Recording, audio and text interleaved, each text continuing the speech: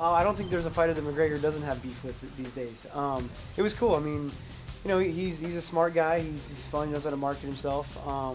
He's trying to get under Uriah's skin by saying that I'm a traitor and I'm, his enemy. I think it's the only thing he had against Uriah, and so he harped on it a lot. But he's kind of got to laugh that guy off a little bit.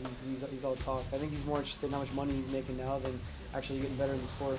So are you the snake in the grass, TJ? Not at all, man. Absolutely not. How do you think that fight's gonna go, like between McGregor and Aldo? Oh, I see Aldo winning the fight. I think he's got, McGregor's real confident, but I think he's got his hands full when it comes to the fight. Aldo's pound for pound best in the world, and he's definitely shown it time and again. What do you think about when you talk about how his numbers are better than all y'all numbers when it comes to the money side, the business side of things? Does that bother you when he's calling y'all out saying, "Oh, your numbers are beauty compared to mine"? And all well, I mean, it's hard to argue. I mean, he had more guys at Wayne's than I think I did in my fight in Sacramento. That was crazy. But like I said, though, he's a little bit too worried about how much money he's making and not actually getting better in the sport, I feel. And that's a little annoying when it comes to it. I mean, especially from a fan of the sport. I'm more into the guys that are, humble and wanting to be a professional in this sport, and he's just all worried about the money.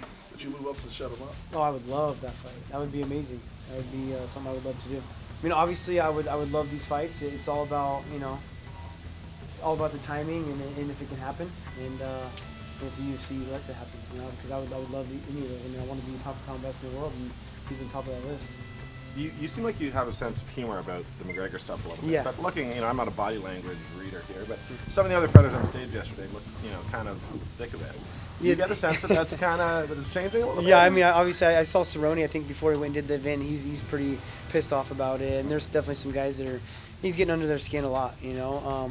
I laugh the guy off. I try to stay as professional as possible. I'm not going to get into that game of talking trash with him. And if you're going to argue with him, it's almost like a grade school argument. It's whoever talks louder and the longest is going to win that one. He doesn't let anybody ever talk, and it's just not my style. What you learned from him by being with him in the Ultimate Fighter house? Not much, man. He was hardly there. He didn't really even show up. He was just there for the weigh-ins and fights. It seemed like he wasn't there for his team at all. I learned that he's like I said, smart about marketing himself. He's doing good at that, and he's, like he said, he's got those numbers.